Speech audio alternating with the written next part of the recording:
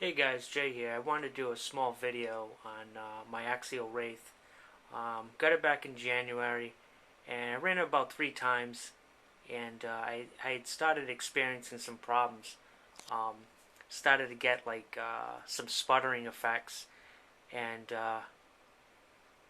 so I called Axial up and told them the problems I was having, and basically they said, well, it's probably the ESC.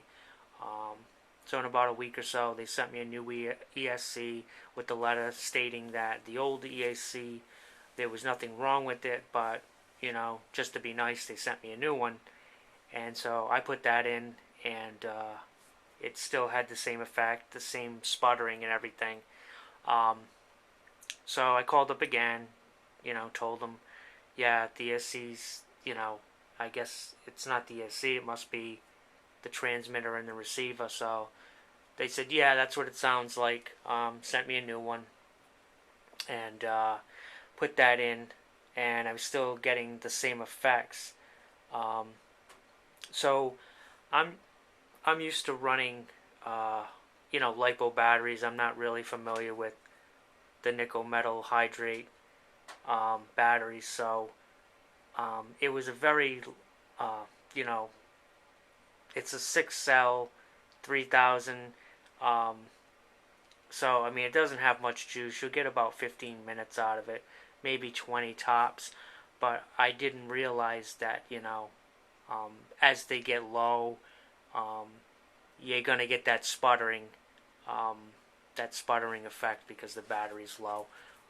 I've always used lipo battery.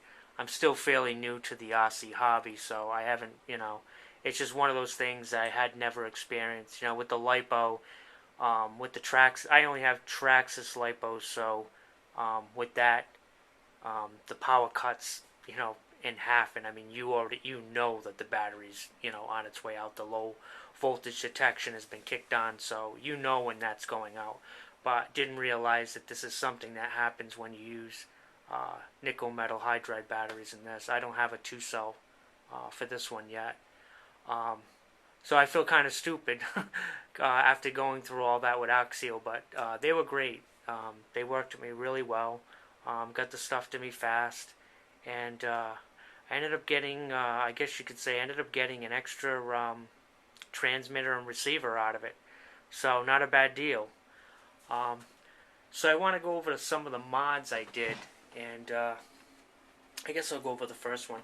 I copied this from Rich at the RC Network. I like the look of it. Got the aluminum plate down there, and moved the ESC to the back, because this is going to be mainly a crawler vehicle. So I wanted to do the battery forward mod. I did if you can see, did the little grommet thing for the wires so that they don't get cut in the shop metal. Really like the look of it. It was pretty easy to do. The hardest part was, lining up, trying to find the holes for the screw holes. But other than that, it was pretty much easy. The hood mod is a little bit interesting. It's one of those things where, again, I feel so stupid, and I'll get into that. But let's see. So I got the hood mod going here, and how I'm holding down the hood is I'm just using some Velcro.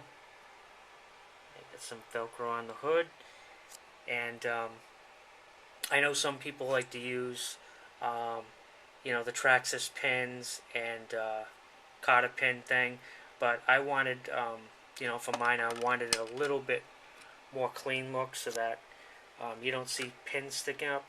Although it would look kind of cool with with those easy clip takeoff things. I can't think of the name of it right now, but yeah, I didn't want no pins on mine. So the problem that I encountered with the hood mod is finding the right clips, and so here's the first one I started off with. I went to Lowe's, and Lowe's had 1/4-inch clips. Hopefully, maybe you can see it better like that. Yeah, 1/4-inch clips, and it's still rather thick. So what I planned on doing was dyeing them, and dyeing them black, and using this clip. But as I'll show you, it's a lot thicker than the other clips. So then the other day I went to Home Depot, and I picked up their clip. Now their clip is 1/4-inch, and it's a little bit thinner, but on this back side, if you can see that,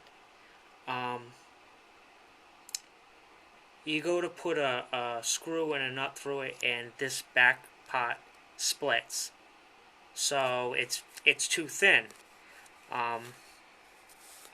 So I had watched the hood mod video from Rich at RC Network, and he had said that he had bought the Ideal, and that's what this one is. And this is the one that you need. This one works perfectly, and I'll show you the white one next to that. That there's definitely a difference in thickness, even in width too. I don't think the width was much of a problem, but the thickness is, because when you hook that clip up to this bar, you're going to get some rubbing on the fake interior that's in the car. So these ones from Ideal, let me get that. Yeah, these ones from Ideal are ideal. Yeah, 1/4-inch clip. I know there's other things out people are using, but this is what worked for me.